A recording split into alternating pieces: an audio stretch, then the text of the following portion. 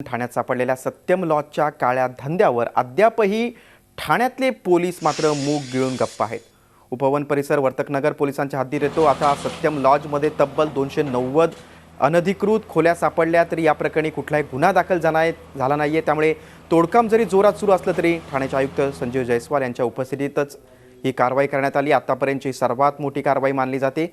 Satyam lodge सोबत 5 ladies बार, इतर 8 lodge, 25 ढाबे, 10 hotel shade, 25 garages, 30 furniture showrooms जमीनदोस्त करण्यात आली आहेत।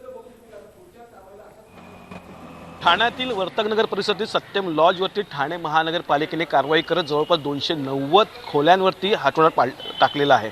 एकंदरीतच ह्या घटनेनंतर सर्वच प्रक्रिया ही जलद गतीने होऊ लागलेली आहे। अजूनही पालिकाचं काम जोरदार सुरू आहे, परंतु पोलिसांची भूमिका मात्र संशयास्पद आहे।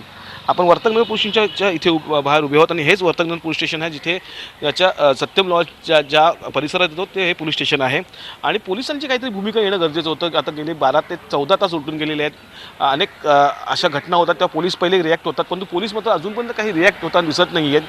पोलिसांनी काहीतरी भूमिका स्पष्ट केली पाहिजे की तिथे काय नक्की झालं होतं, तुम्हाला त्याबद्दल माहिती होती का नाही, किंवा आम्ही काहीतरी कारवाई करतो, पंचनामे करतोय, कोणावरती गुन्हे दाखल करतोय, ही प्रक्रिया होताना दिसत नाही आहे। त्यामुळे पोलिसांची जी ही आहे भूमिका आहे त्याच्यावरती संशय निर्माण झालेला आहे।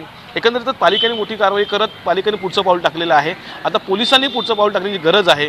पोलीस आणि पालिका यांनी एकत्र येऊन अशा कारवाया करण्याची गरज आहे, कारण ह्याआधी जेव्हा जॉईंट सीपी लक्ष्मीनारायणजी होते तेव्हा ह्या अशा कारवाया पोलीस आणि पालिका यांनी मिळून केलेल्या आहेत, परंतु आता कुठेतरी मतभेद दिसत आहेत आणि पोलीस अजूनही मागे राहिलेले आहेत। पालिकेने पुढचा पाऊल टाकले, पोलीस आता पुढचा पाऊल कधी टाकतात याकडे सर्वांचं लक्ष लागलं आहे। व्हिडिओ संदीप भारतीसह कपिल राऊत, झी मीडिया, ठाणे।